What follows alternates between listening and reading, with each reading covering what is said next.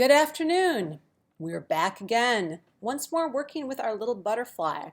And whereas before we explored the graph editor, manually changing each element separately, we're going to do a very fast and easy way to capture motion using just the movement of your mouse.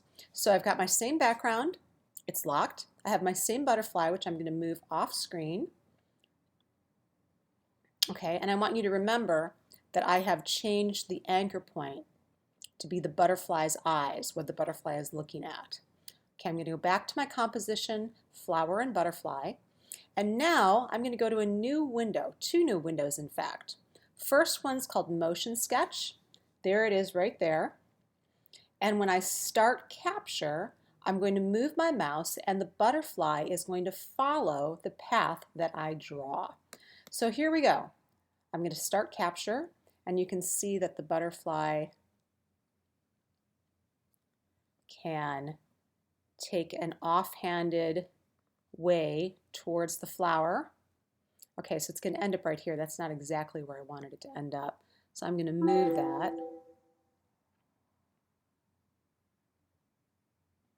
Okay, and you can also see that like any path that's drawn, we end up with too many points. So I'm going to go to Window and I'm going to go to Smoother. And I'm going to apply it to the spatial path. Tolerance, I'm going to set to 20, which is going to give this a lot fewer points.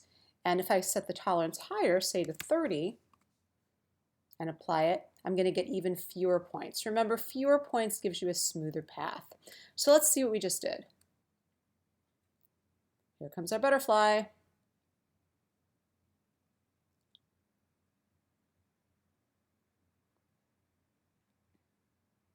Okay, so I am not exactly liking where the butterfly is ending up.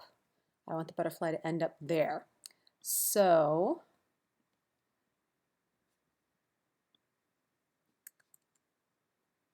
waiting for our butterfly, here he comes.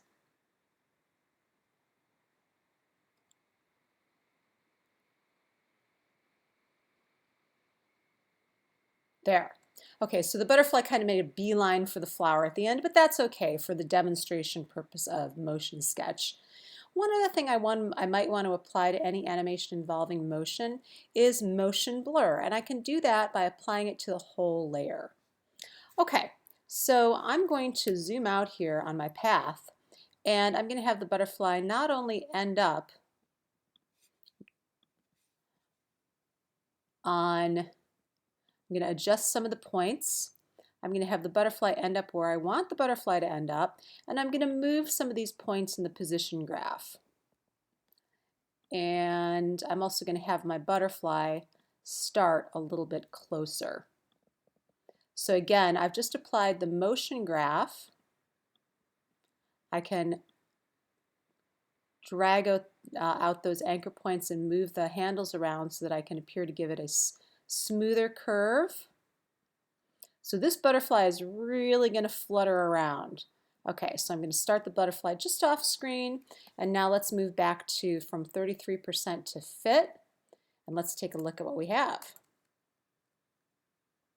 Okay, now this is coming in slower because it's a RAM preview, remember.